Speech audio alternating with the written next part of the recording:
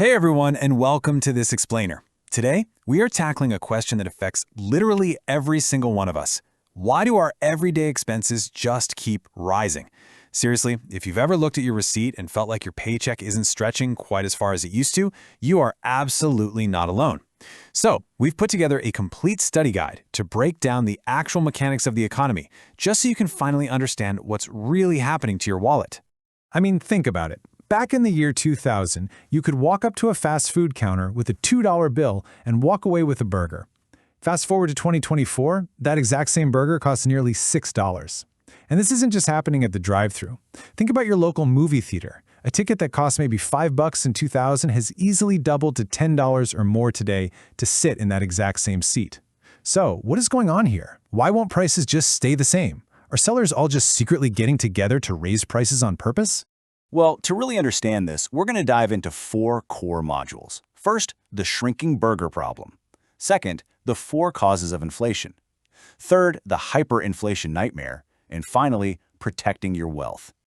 All right, let's jump right into Module 1, the shrinking burger problem. So, at its absolute core, inflation is simply when the prices of things go up over time, which inherently causes the value of your money to go down. Basically, your money just cannot buy as much as it used to.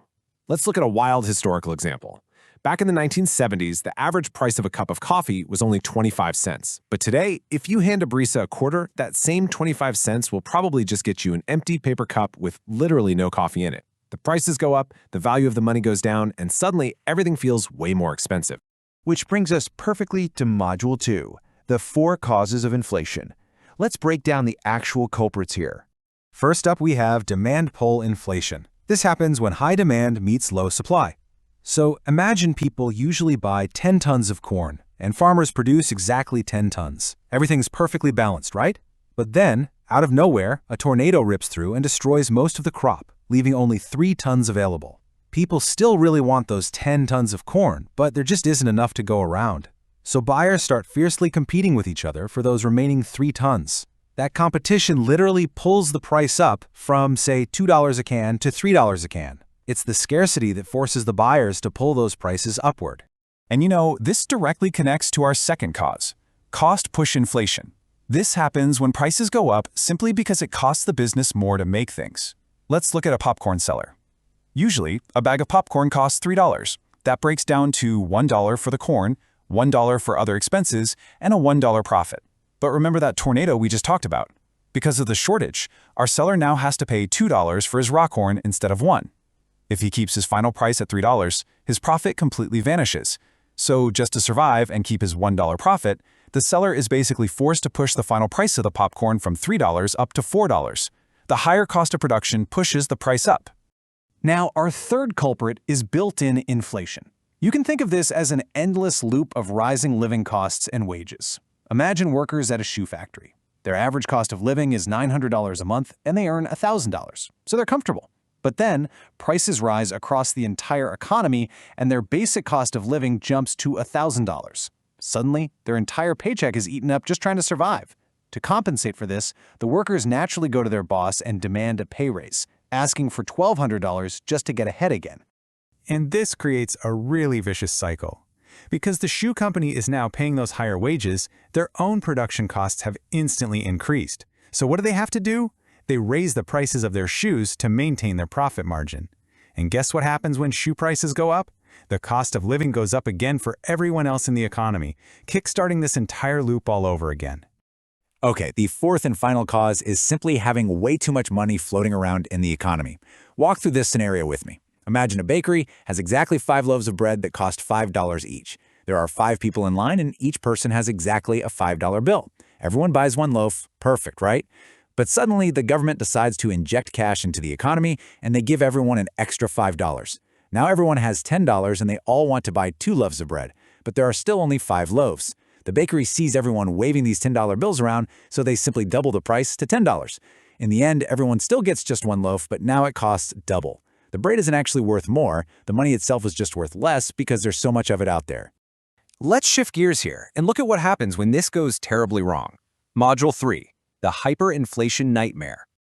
Greater than 50%.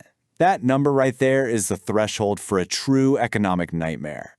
Hyperinflation is defined loudly and clearly as the situation where the average prices in an economy increase by more than 50% every single month.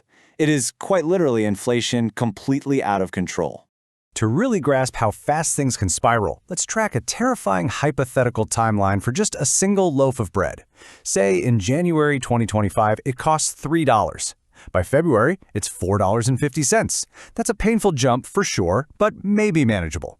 But because this rate compounds at over 50% every single month, by January 2026, literally just 1 year later, that exact same loaf of bread would cost $389. And the crazy thing is, this isn't just theory. The real-world victims of this phenomenon include nations like Zimbabwe, Venezuela, and historical Weimar Germany. The root economic cause in these tragic cases has almost always been the uncontrolled, massive printing of money. When a government just endlessly prints cash, the currency loses absolutely all of its value. The reality gets so severe that in places like Venezuela, citizens were quite literally throwing their paper money into the streets like trash, simply because it couldn't buy anything anymore. It's a stark, real-world reminder of the mechanics of worthless currency. All right, let's bring it back home with Module 4, Protecting Your Wealth.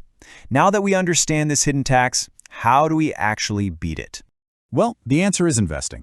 Let's look at 3 fictional investors who each started with $1,000 in their pocket back in the year 2014. Bob put his $1,000 into Apple stocks, and over 10 years, it grew to $9,000. That's a staggering 25% annual return. Jack, on the other hand, sought stability.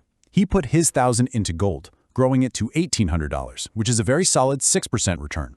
And then there's Tony. Tony played it totally safe, putting his $1,000 into a basic savings account, earning a 1% deposit interest, which grew his money to just over $1,100. Now, these are their raw returns. But wait, we are not done yet. Assuming an average inflation rate of 2% per year over that time, let's look at their real returns.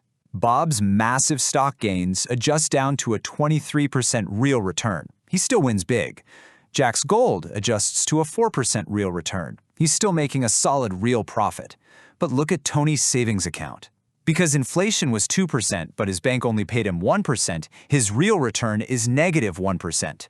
Even though the physical number in his bank account went up slightly, the actual purchasing power of that money went down. By trying to play it safe, Tony literally lost about $100 in real value over 10 years. Which brings us to the ultimate question, and a challenge I really want to leave you with today. Is your money growing or is it shrinking? As we've seen, inflation is a natural part of the economy, driven by scarcity, production costs, wage loops, and the money supply. Because we can't avoid it, understanding it is absolutely your best defense. If you leave your money sitting under a mattress or in a low-yield piggy bank, it is slowly disappearing. So protect yourself, learn about smart investments, and ensure your wealth is outpacing the hidden tax of inflation. Thanks so much for joining me for this study guide, and keep learning.